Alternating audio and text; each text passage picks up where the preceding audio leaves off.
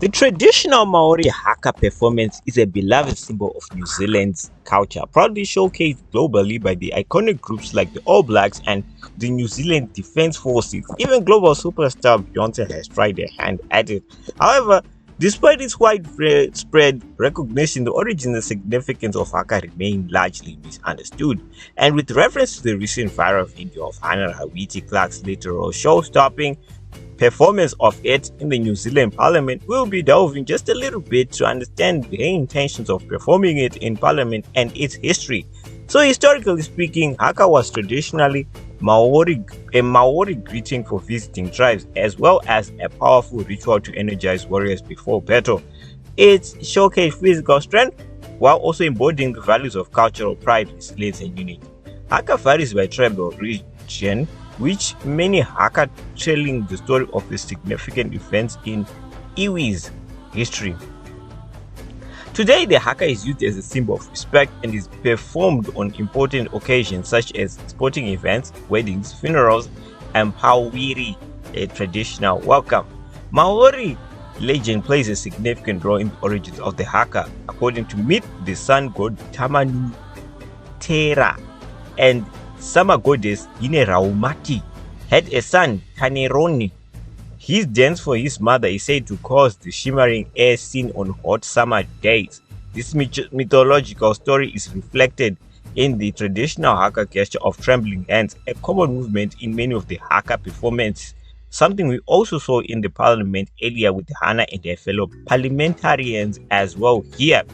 The iconic All Blacks Haka, Kamata,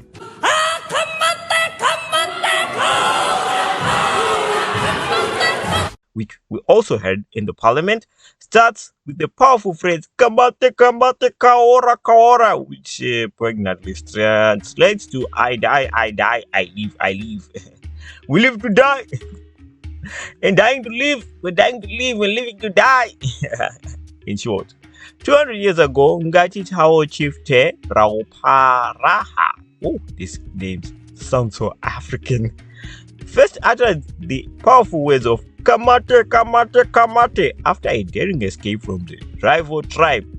Hidden in a sweet potato pit by a sympathetic tribe, Te Rauparaha emerged victorious, shaking off danger and adversity. The Kamate Haka recounts the remarkable story, symbolizing Te Raupara's triumphant transition from darkness to light.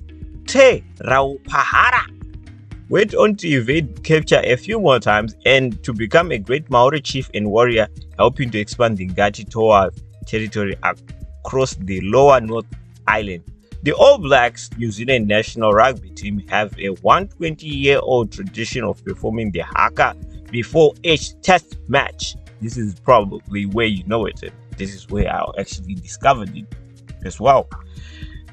This iconic ritual has contributed to their remarkable success, boasting an impressive 77% win rate out of all the 612 tests, making them one of the most successful rugby teams, or maybe teams in general, in global sports. And this is actually done for important psychological purposes. Performing the Haka gives the All Blacks a mental advantage, increasing their adrenaline levels while their opponents are forced to stand and wait. The Haka is so effective and so threatening to other teams that the opposing teams, some of them, have developed tactics to neutralize this edge, such as intentionally delaying the start of the match to allow the All Blacks' heart rate to return to normal. So, the performance of this dance is actually a big deal in New Zealand sport. So now, to what it meant in the New Zealand Parliament. The recent performance of the Haka in the New Zealand Parliament was a powerful act of protest by Maori lawmakers against a proposed bill that many see as undermining the rights of indigenous people. The bill in question seeks to reinterpret the Treaty of Waitangi, a 184-year-old treaty between the British and the indigenous Maori that lays out the basis for governance in New Zealand. Maori lawmakers staged a Haka during the vote on the bill, temporarily suspending the parliament and drawing attention to the controversy surrounding the legislation. The House is suspended until the ringing of the bells. The gallery is to be cleared. The protests highlights ongoing debates and tensions around the rights and representation of indigenous people in New Zealand and around the world. We as Africans, we can kind of relate to this. That's why I'm doing this video. The proximity of it to our African struggle with colonization and undermining of our culture. So how does it undermine them? There are several ways in which the Treaty of Waitangi has been criticized for undermining indigenous rights in New Zealand, including lack of explicit protection.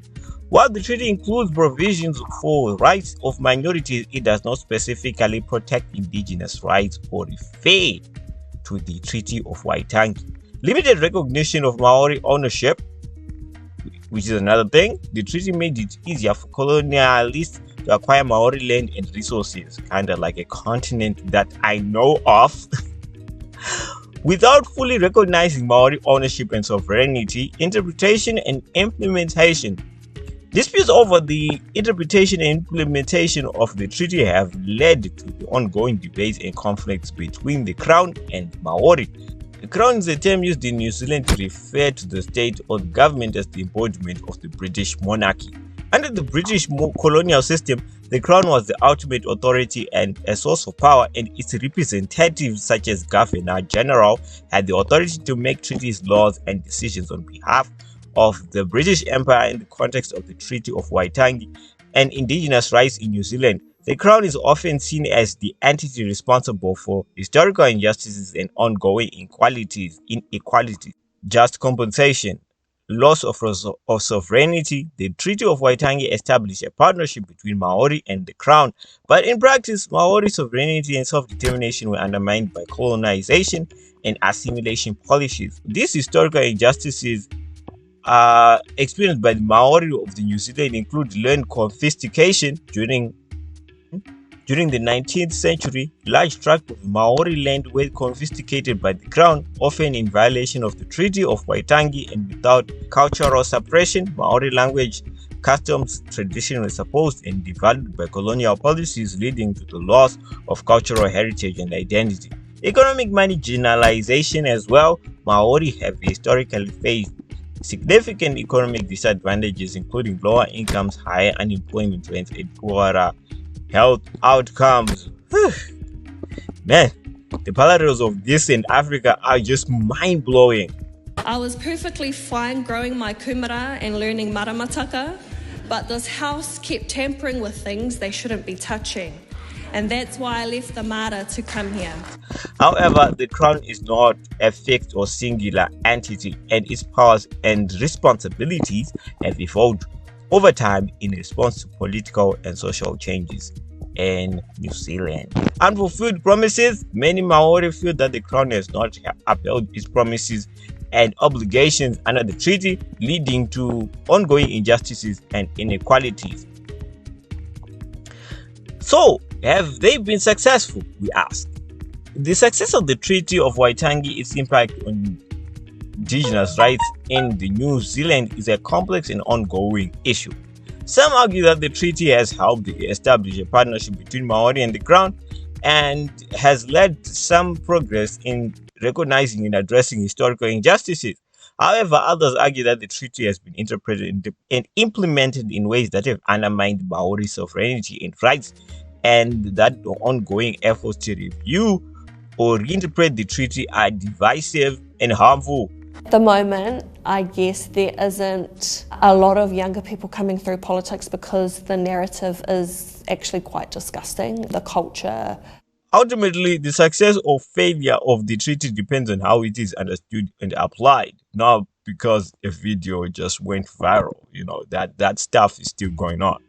And how effectively addresses the needs and aspirations in indigenous people in New Zealand.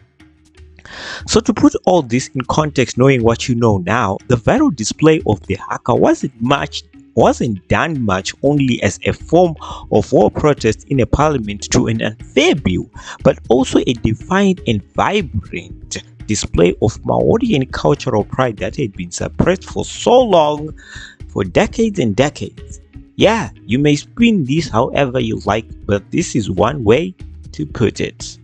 So, till next time, guys, for more of these enlightening social media commentaries and more, please don't hesitate to subscribe, and we'll see you next time.